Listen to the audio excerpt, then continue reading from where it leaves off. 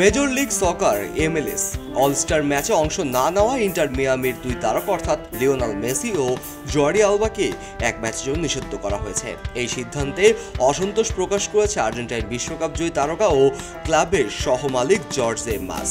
নিষেধাজ্ঞার ফলে মেসি ও আলবা শনিবার FC সিনসিনাটির বিপক্ষে ম্যাচটি খেলতে পারবেন না। শুক্রবার MLS এক বিবৃতিতে জানায়, অলস্টার ইভেন্টে অংশ নেওয়ার জন্য নির্বাচিত হলেও কোনো খেলোয়াড় যদি পূর্ব অনুমতি ছাড়াই না খেলেন তবে তিনি ক্লাবের পরবর্তী লিগের ম্যাচে খেলতে পারবেন না। MLS এর এই নিয়ম অনুযায়ী মেসি ও আলবার বিরুদ্ধে ব্যবস্থা নেওয়া হয়েছে। মেক্সিকো লিগে MX এর একটি দলের বিরুদ্ধে একটি সম্মিলিত MLS দলের হয়ে খেলার জন্য মেসি ও আলবাকে আমন্ত্রণ জানানো হয়, কিন্তু অলস্টার ম্যাচের মাত্র একদিন আগে বুধবার তারা অজ্ঞাত কারণে ম্যাচ থেকে নিজেদের প্রত্যাহার করে নেন। কোনো চোটের তথ্য প্রকাশ না হওয়ায় এটি অনুমতিহীন অনুপস্থিত হিসেবে বিবেচিত হয়। এই সিদ্ধান্তের ভীষণ হতাশ হয়েছেন লিওনেল মেসি।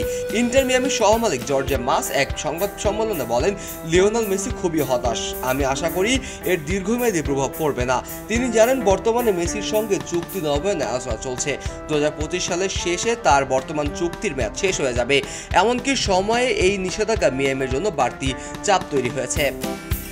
মাস আরও বলেন, মেসি সবসময় প্রতিযোগিতামূলক ম্যাচ খেলতে চায়, কিন্তু ঠাসা সূচির কারণে ওর শারীরিক ও মানসিক ধকল থাকছেই। এটাও আমাদের ভাবতে হবে। তিনি ইঙ্গিত দেন যে মেসির প্রতি লিগ ও ক্লাব উভয়ই কিছুটা বেশ সংবেদনশীলতা দেখানো উচিত ছিল।